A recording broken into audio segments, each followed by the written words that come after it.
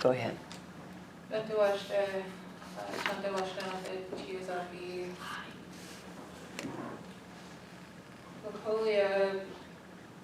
Zuyawi Majapi na Washichuyanki Monique Porter. Afternoon class. I'd like to shake your hand with an open heart. My name is Zuyawi, which is went to and came back, and my given name is Monique Porter. Today I'll be talking about why our traditional teaching is so important to Native Americans. Also, this picture was taken by one of my cousins during a hardship that went on in our family. But in today's section, we'll be talking about Native American church, spotted horse and dance, and Lakota language. What is Native American church? And those fireplaces that they have inside the teepee, I forgot my notes, but I'm just gonna get in those fireplaces and the teepees, there's teachings and there's songs that go with it. Each one has its own way of moving about the ceremonies, different ways, different procedures that they use. NAC is an all-night service partake of the peyote, and traditionally we're usually supposed to go in around 6 p.m. all the way until 6 a.m. But lately what I learned from my aunties is that sometimes the one who's running the peyote meeting, they go in at 10 at night and they come out at 8 or 9 a.m. Traditionally it's supposed to be 6 to 6. And traditionally there's supposed to be 7 morning meals. And now there's only like maybe 1 or 2. So technically the one who does the peyote meeting, it's up to him how he wants to run it. Sometimes family members come from long ways, and so that's why they start really late.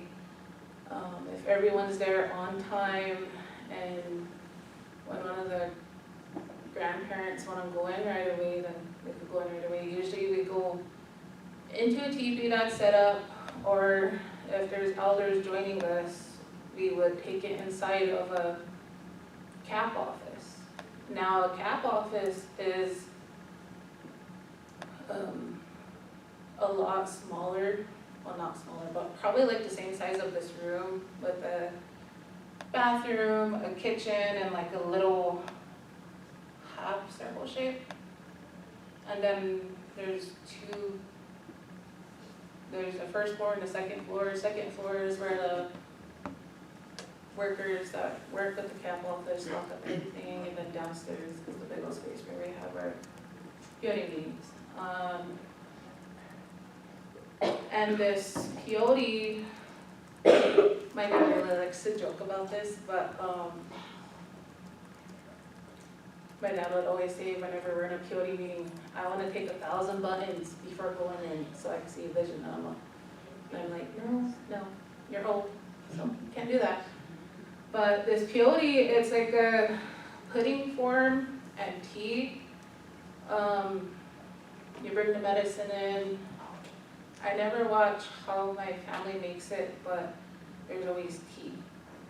And it's good, but when you take the pudding form, it's like, it has some kind of taste to it, so like whenever you swallow the pudding form, it just doesn't sit right with you, and it just makes your stomach go there. But it's not a drug. I've been going to this since I was 5 years old, and it doesn't make you hallucinate or anything. That it just shows you who you are as a person. It would open your eyes to God. It would make you realize who you are and how you are coming up in life.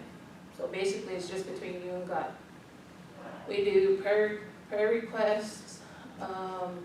The sponsors who sponsor the meeting, they like to give thanks to the ones who come, and then whenever they do prayer requests, we just ask everyone, you know, to pray for one another who's going through hardship, who just, you know, passed on. And after that, we make, like, what is that, roll up cigarettes? And I don't know what it's called, but we roll up the cigarettes, and while we're smoking it, that's whenever we, you know, we pray. The kids are able to make one, but just like, go like this, just like as you're smudging, just like this, and then they give the cigarettes to the parents or to the elders so they could dispose of it or give it to the head man who watches the fire. And so when he takes it, he gives it back to the one who's running the peyote meeting, and then from there throughout the night they keep, they make at least 2 or 3 of those. And yeah, throughout the night there's a door. So whenever you guys come in and sit down, you can, technically, traditionally, you're supposed to be on your knees, but if you have a bad back, your elder, you could just sit on the floor with the pillows and blankets. And then within that door, there are 2 fire keepers. One that watches that side and one that watches this side. And so when you're, when you don't have the staff and you don't have the drum and you don't have the medicine and the stuff are all on that side, you ask the fire keeper to, you know, go bathroom, go smoke a cig, or if you're me, go sneak some snacks real quick. And then they'll tell you, you know, like the medicine's gonna be coming back around, you need to go sit down. You'll have to go sit down right away. And try not to fall asleep. I'm really bad at those because I fall asleep like maybe 10 times throughout the meeting. Yeah, this picture was just recently, last month, when we closed out our 4-year memorial for my brother that passed away. I had to ask for permission to use some of these pictures because it's all of my family members. Whenever we close out the meeting, we come out in the morning, we go around the circle, and then we get led off to the final destination, which is our family Native American Church cemetery, and we close out from there. Native American Church became legal in October 1923. NAC is about the peyote, and inside of there are several types of fireplaces. This is just what I got from my auntie, but main fires in South Dakota is crossfire, half moon, and straight fire. And I wasn't paying attention really good enough to my auntie to know the backstories to the fires, but that's my grandmother, my dad's mom on that side.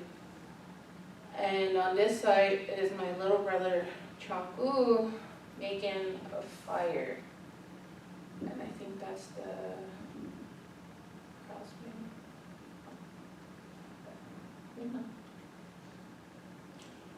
So just pictures recently on the right upper corner, that was just recent.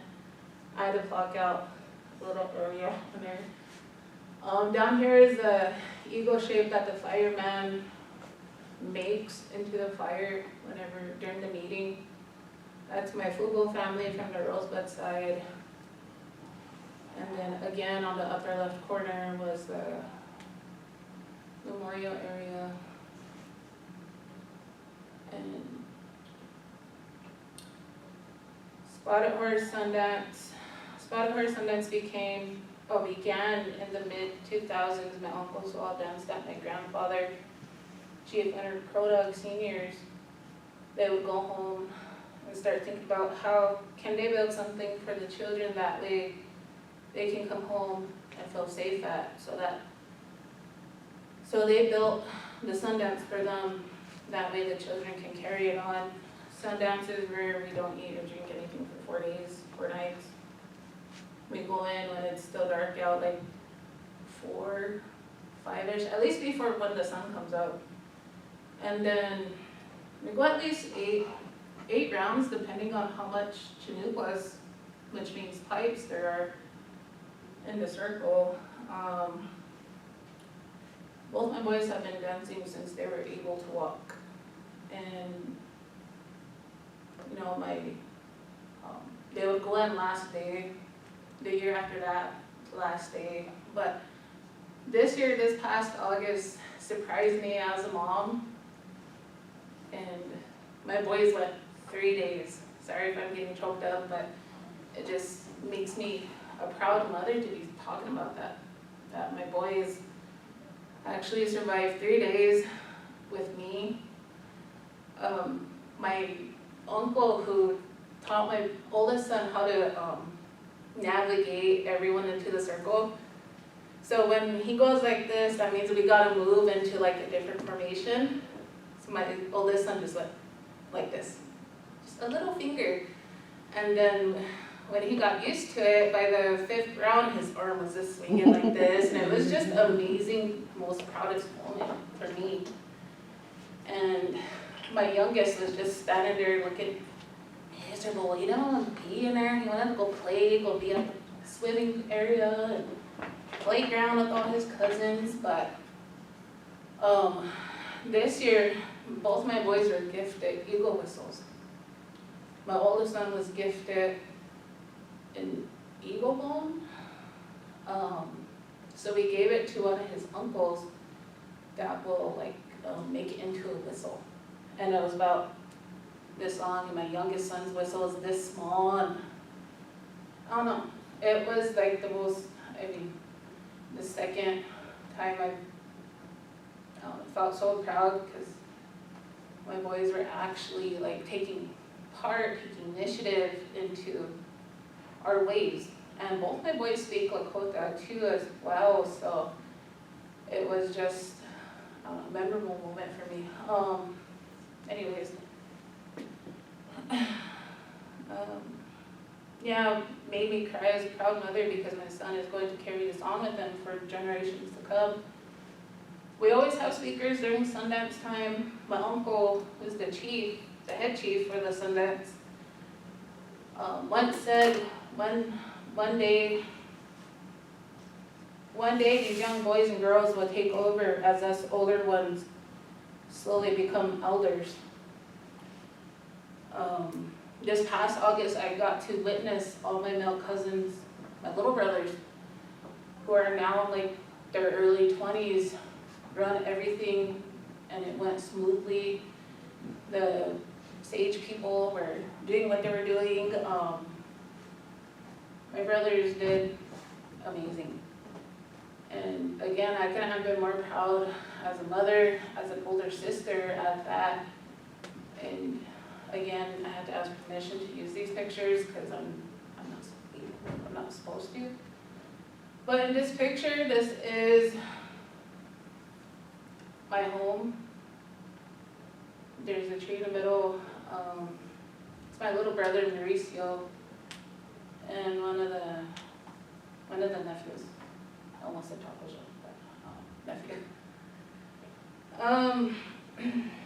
Betu watched I know I said this before, but Midalka yapi chonte washte na pechi zapi lakolia zuyawi machapi na washicha yaki monik porber ogla lakota mia hemacha na akmiza akala mataha hokshila lupa bichiktupi atena ina wayeki Anthony Porber na Francine Charging Crow. Owayama makantu ya mania tu lupa awa Oha Hitchiklag Tilahaya Yayeksto. Again, greetings all my relations, shake hands, good open heart, Lakota name is Liami. Given name is Monique Porber, and Lakota woman coming from the Allen, South Dakota district. I have 2 boys. My father and mother are Anthony Porter and Francine Charity Pearl. This is my 2nd year at United Tribes. This language will be saved by our next generation because they are getting back into our traditional ways and that they are attending every ceremony that my grandfather DeBray is having, and he takes that time to teach them. And that's where we all learned all of our teachings. Me, my brother Chanku, my cousin Jalen, that's my cousin, my uncle Santi Wet, my Auntie Maria, and my boys were, when they were able to start talking, me, my dad, my uncles talked to my boys in Lakota, and that was the only thing that they understood. Now, as they got older, they were told that they had to speak English. And that broke my heart because all they knew was Lakota. And now that they speak English, it's just constantly, mom this, mom that, bro, homie. And I'm like, no. But they could still understand it. They sing in Lakota.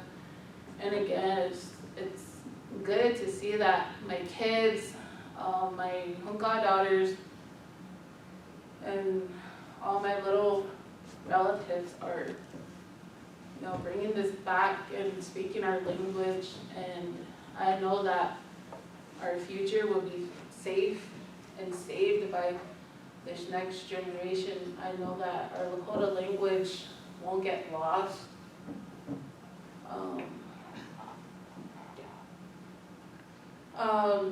Conclusion, this is who I am as a Lakota woman. Spotted Horse Sundance is where I come from and a place I call home. This is where we save our cultures by teaching our children.